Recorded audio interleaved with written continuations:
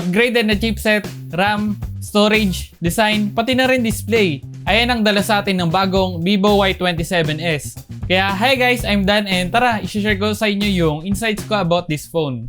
Mabibili nyo nga pala itong Vivo Y27s for only 12,999 pesos sa official store ni Vivo sa Shopee, Lazada, pati na rin sa TikTok shop nila.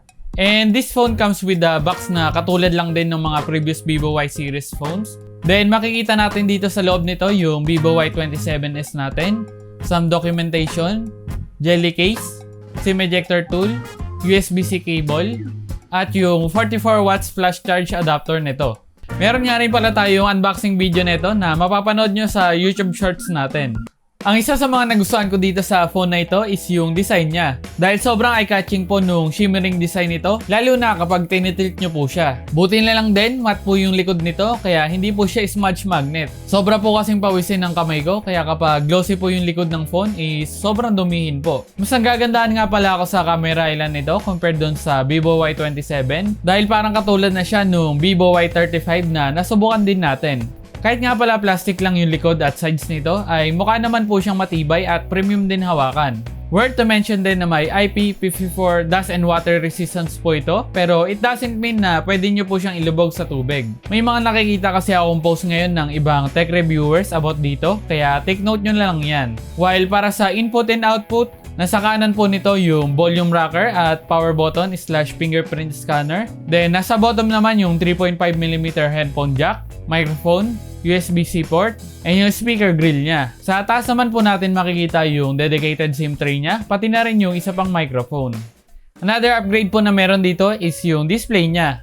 Same size and same resolution pa rin naman from its predecessor na may 64 inches IPS LCD display at Full HD Plus resolution. Pero ngayon ay meron na po itong 90Hz refresh rate. Anong opinion nyo doon? I-comment nyo naman yan. So far, maganda naman na po yung napoproduce na colors nito dahil may 100% NTSC color gamut naman na siya. Enjoyable na rin naman manood po dito ng mga videos dahil crisp at maganda rin naman yung display niya kahit naka IPS LCD lang po ito. Pero mas maganda sana kung naka AMOLED panel na itong Vivo Y27s dahil nasa 12,999 pesos naman na yung price niya. Pero sana next time, Vivo baka naman. Then for brightness naman, hanggang 650 nits na po yung max brightness na supported nito. Kaya di masyadong mahirap ma-view yung screen niya kapag nasa outdoors po kayo. When it comes naman sa performance, in-upgrade na po ito ng Vivo to 6nm Snapdragon 680 chipset. Hindi naman ganun kalaki yung difference nila sa performance, pero sa support at efficiency, mas angat po yung Snapdragon 680. Pero pwede rin naman sana gumamit si Vivo ng Snapdragon 720G or Helio G99 dito para naman mas malakas at maganda yung performance na may bibigay niya. Pero so far, ayos lang din naman yung experience ko dito sa phone na ito. Dahil hindi rin naman ganun kabigat yung OS nito na FunTouch OS 13 based on Android 13. Very optimized naman po yung software nito at mga apps kaya smooth talaga ang experience. Meron na rin naman po kasi itong 8GB LPDDR4X RAM and 256GB UFS 2.2 internal storage kaya ayos na rin po mag-multitask dito sa phone na ito. Meron nga rin pala itong RAM expansion feature na kaya mag-provide up to 8GB virtual RAM.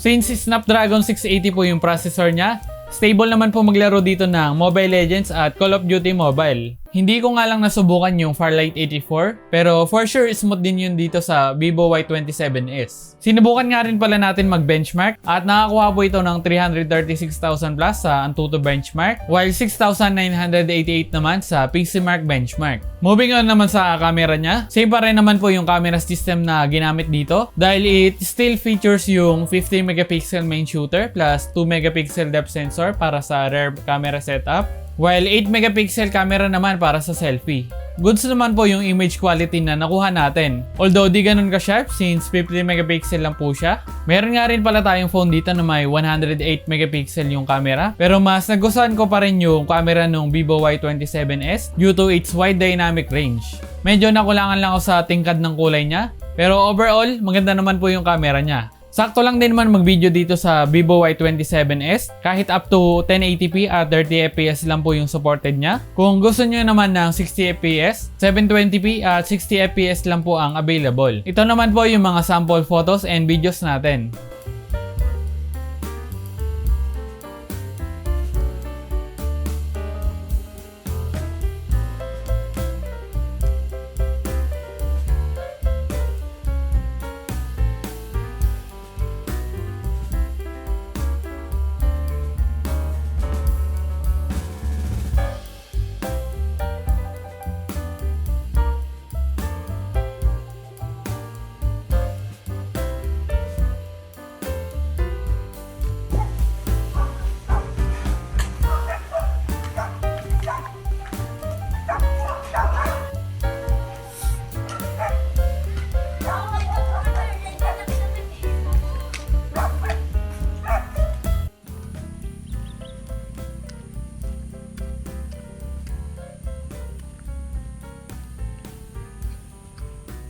So ayan guys, front camera video test.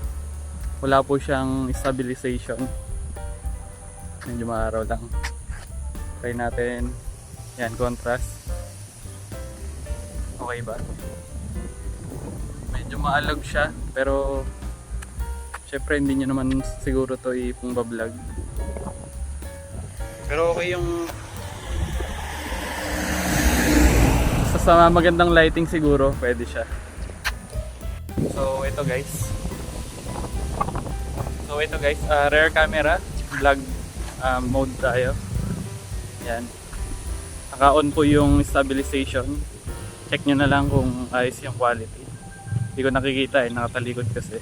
One of the best features siguro na nagustuhan ko dito sa Vivo Y27s is yung battery niya. Dahil nga efficient yung chipset na ginamit ng Vivo dito sa phone na ito, sobrang tagal po ng battery life nito. Sa PCMark benchmark is nakakuha po ito ng 18 hours and 30 minutes. At masasabi kong matagal na rin yan dahil most phones naman ngayon is mababa pa dyan ang nakukuha. Bukod sa efficient po yung chipset na ginamit, maganda lang din siguro yung pagkaka-optimize ng FunTouch OS 13 dahil hardware and software naman talaga kapag usapang battery life. Pero kung sakali man malobat yung phone nyo, supported naman po nito ang 44 watts flash charge, kaya mabilis lang ma-full charge yung phone nyo. Sinubukan ko nga palang i-charge ito from 20% to 100% and almost 1 hour lang po siya inabot. Mabilis na rin yan kung tutusin para sa ganitong price. So para sa verdict natin, masasabi ko na rin naman na maganda na rin itong Vivo Y27s dahil snappy na rin naman po siya. May mga features na rin naman po ito more than enough na, although medyo mahal po ito sa price na 12,999 pesos. Kaya I suggest na bumili lang po kayo nito kapag naka-sale siya or may promo. Tsaka kung fan talaga kayo ng Vivo, di na rin kayo mabibigo ng phone na ito. Ayos na rin naman to sa mga users na casual gamers lang at mas focus sa ibang tasks like social media, entertainment, and communication. Pwede mo rin i-consider itong phone na ito kung gusto nyo talaga ng phone na makunat ang battery dahil sobrang tagal po talaga niya malobat. And meron nga rin pala tayong ilalabas na review article nito sa balastech.com kaya abangan nyo yun. And I think ayun lang naman para sa video natin today. Thanks for watching. Again, I'm Dan and see you sa next vlog.